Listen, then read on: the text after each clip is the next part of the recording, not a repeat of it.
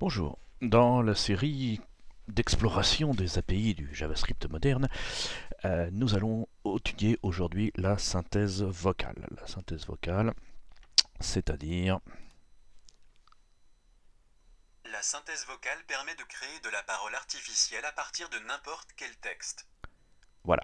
Donc là, c'est la démonstration de la synthèse, c'est-à-dire ce que nous allons faire. Nous sommes dans un navigateur, comme vous pouvez le constater. J'ai utilisé Chrome, ça pourrait être un autre, puisque de nombreux navigateurs supportent cette API. Vous pouvez le constater si on va sur Can I Use. Can I Use qui nous démontre qu'effectivement, nous avons un support globalement satisfaisant puisqu'on est à partir de Edge 14, c'est-à-dire 2016 de mémoire, quelque chose comme ça, et puis globalement tout le monde le supporte. Alors, certes Opera Mini, Android, mais qui reste anecdotique. Pour le reste, on le constate, c'est tout à fait exploitable. Alors les applications sont évidemment nous font rapidement penser à de l'accessibilité pour des personnes qui ont des problèmes de vue, mais également pour ce que j'avais commencé à faire par ailleurs, un exercice d'apprentissage de l'écriture, faire des dictées tout simplement pour les enfants, même s'il est préférable de les faire avec eux, mais ça prend beaucoup plus de temps, bien entendu, et on le sait, les parents ne sont jamais disponibles.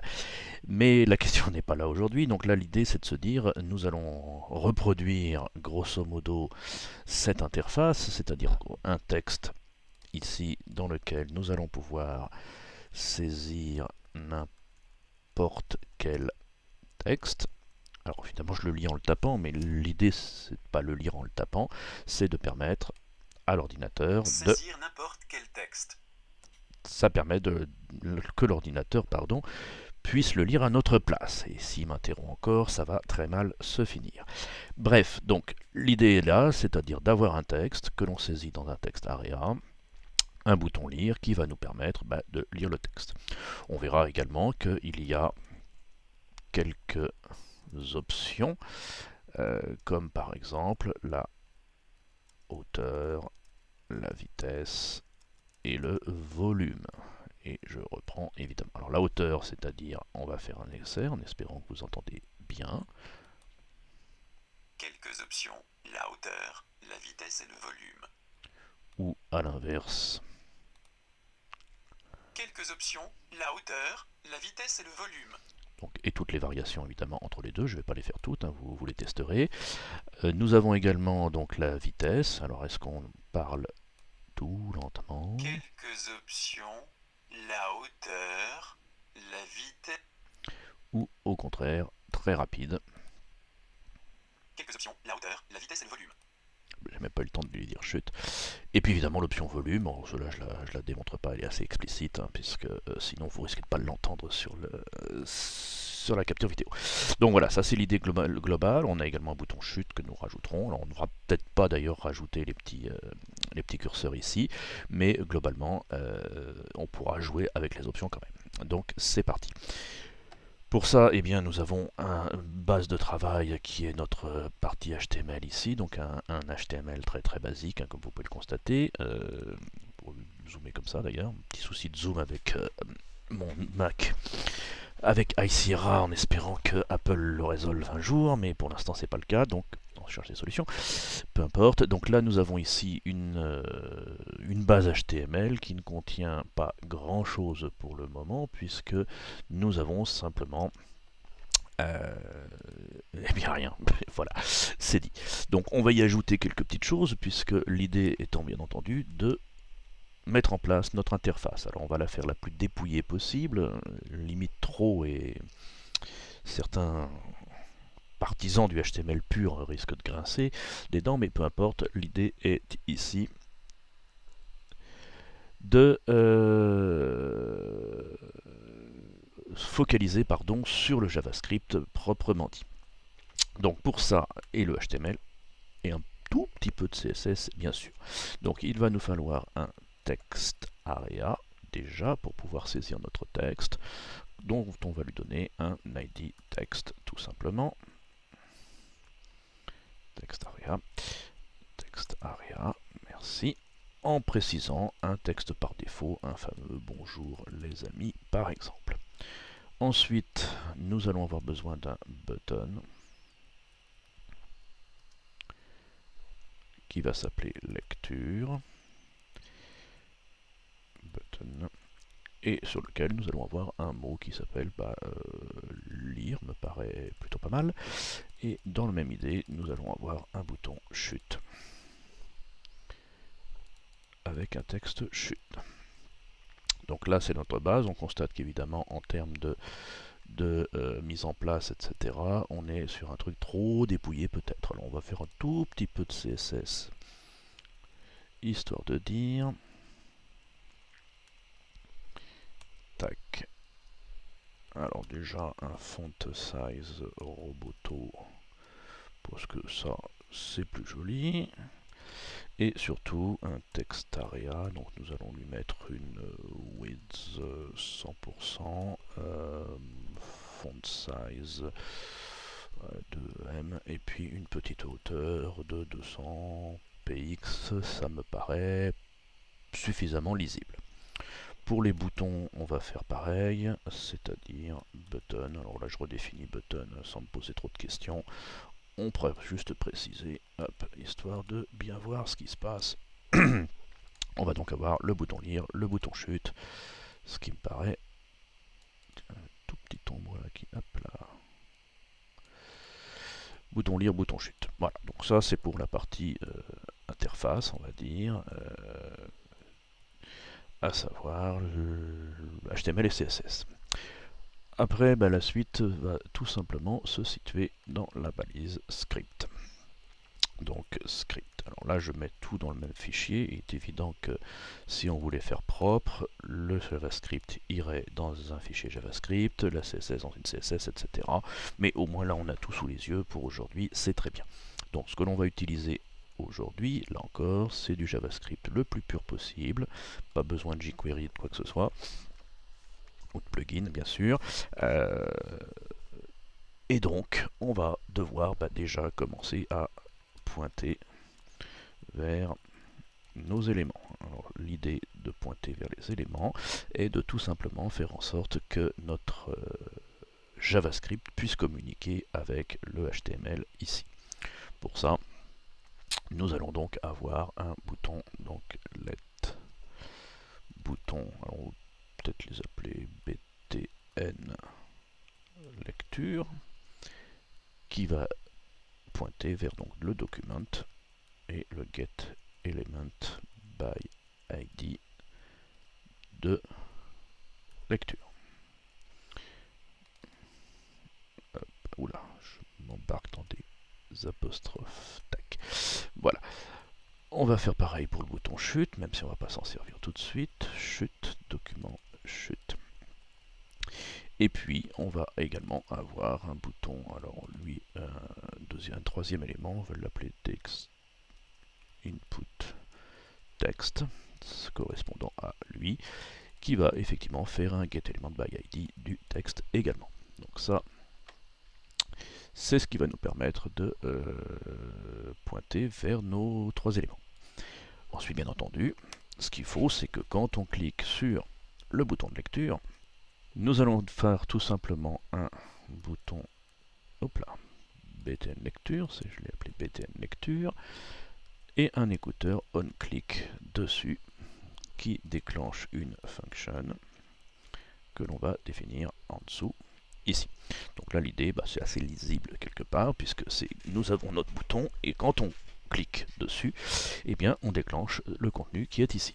Donc là je vous sens impatient de voir comment fonctionne effectivement la synthèse. Donc on va commencer par mettre un texte bête et méchant, créer une variable. Donc je vais créer une variable que j'appelle texte, qui sera égal à coucou, par exemple. Là l'idée ensuite va être de décomposer les trois étapes qui vont être nécessaires pour faire la lecture en question. Donc la première étape va être d'instancier un objet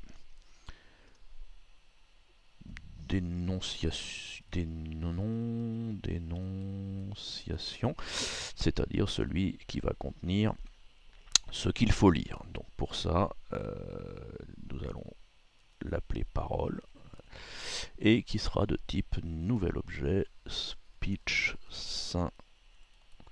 synthesis utterance, utterance étant l'énonciation justement de notre objet. Ensuite, nous allons préciser ici des paramètres de notre objet. Donc paramètres de notre objet, sous-entendu, par exemple, le fait que parole.text est égal à notre variable texte ici. Alors attention, ici nous avons texte, c'est l'attribut de notre objet en anglais, ça c'est notre variable texte qui correspond à celle-ci, c'est donc la version de notre variable française par exemple. La dernière étape va consister à tout simplement faire parler, et pour ça nous avons besoin d'un deuxième objet qui s'appelle speech synthesis, qui possède une fonction speak tout simplement, auquel il faut lui passer comme paramètre la parole que l'on veut lui donner tout simplement. Donc la première étape, instancier notre objet. Deuxième étape, remplir cet objet de paramètres, on verra qu'il y en a d'autres. Troisième étape, le faire parler tout simplement. Et vous le voyez, 3 lignes de JavaScript tout simplement. À partir de là, je lis mon coucou. J'ai bien coucou. Alors je m'attendais à bonjour les amis, mais non pas encore, puisque pour l'instant, c'est un texte en dur qui est ici. Maintenant, si on veut lui faire lire ce qu'il y a ici, c'est très simple. On va avoir un input de type texte, je l'ai défini ici, dont on va tout simplement remplacer par la value de cet input de type texte. Donc value, c'est-à-dire tout simplement le contenu de notre texte. À partir de là, si je lis bonjour les amis, j'ai bien le texte qui est ici. On peut rajouter comment ça va. comment ça va? Et voilà. Donc là, tout est en place et vous le constatez, c'est très simple. Alors après, on peut aller un petit peu plus loin puisqu'on en a parlé dans la démonstration tout à l'heure. Notre objet parole peut avoir des paramètres. Le pitch, c'est-à-dire la hauteur de la voix, qui est un nombre qui va de 0 à 2. Donc on va mettre par exemple 0, 0 à 2. Hop, si je lui mets paramètre pitch 0, nous allons avoir une voix bonjour les amis, très grave comme ceci. Et si je mets ici à 2 le maximum, bonjour les amis, c'est pas du tout les mêmes effets. On va remettre 1. Autre paramètre, le parole.write, qui est par défaut à 1, et qui est également un nombre, alors celui-ci de 0, 5 à 2, qui va nous préciser tout simplement, donc si je mets 0,5,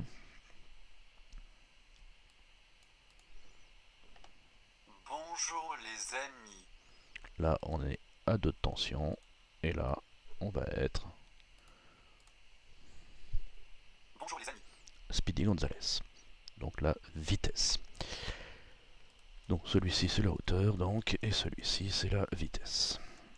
Le dernier paramètre que je n'avais pas démontré tout à l'heure, parole.volume, qui vaut, si on met à 0, lui est un nombre qui va de 0 à 1.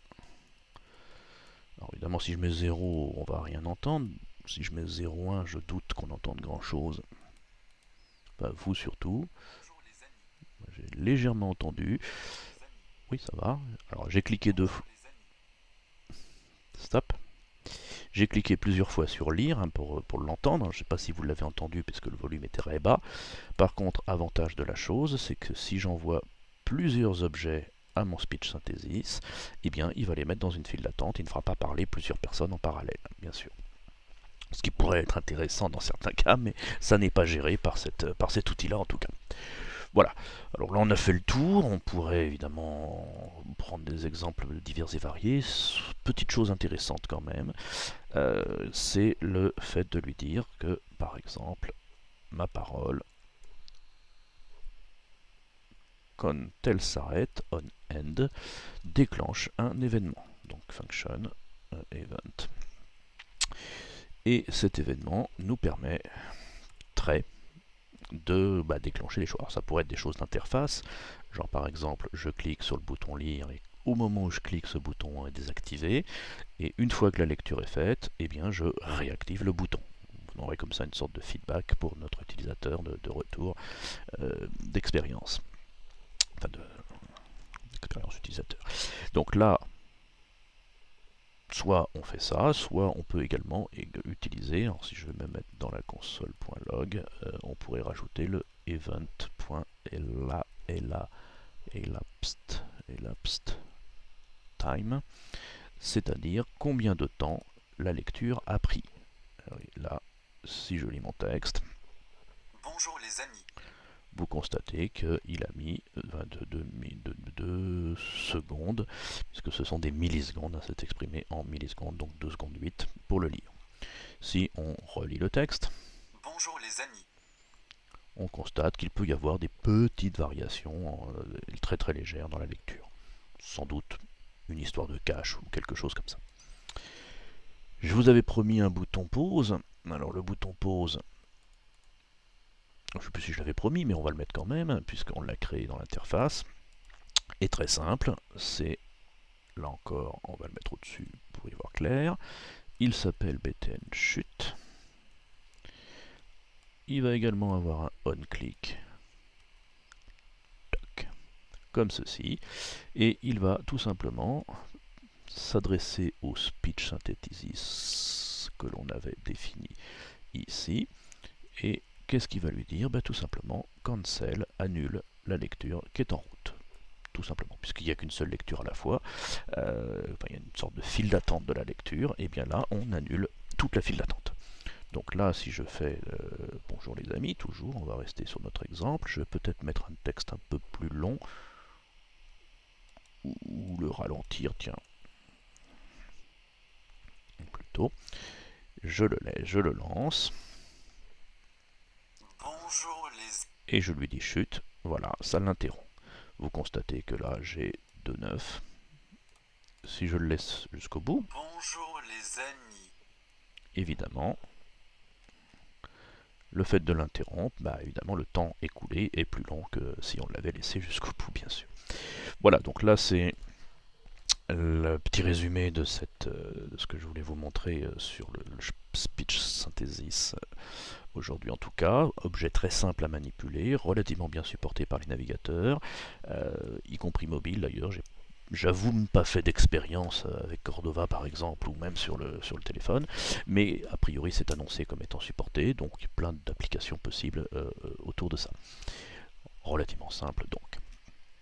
Ce qui est un peu plus compliqué, et j'essaierai de mettre un lien sous la vidéo, c'est de pouvoir changer la parole de la personne qui va parler, c'est-à-dire d'avoir, de choisir la voix du lecteur, ce qui peut être une voix francophone, ou bien une voix anglophone, ou bien chinois, espagnol, etc.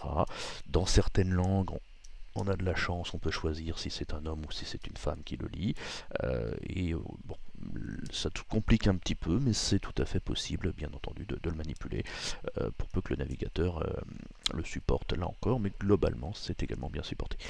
Voilà, donc petit tour de la question, et puis à très vite pour une nouvelle expérimentation autour des JavaScript modernes. Au revoir.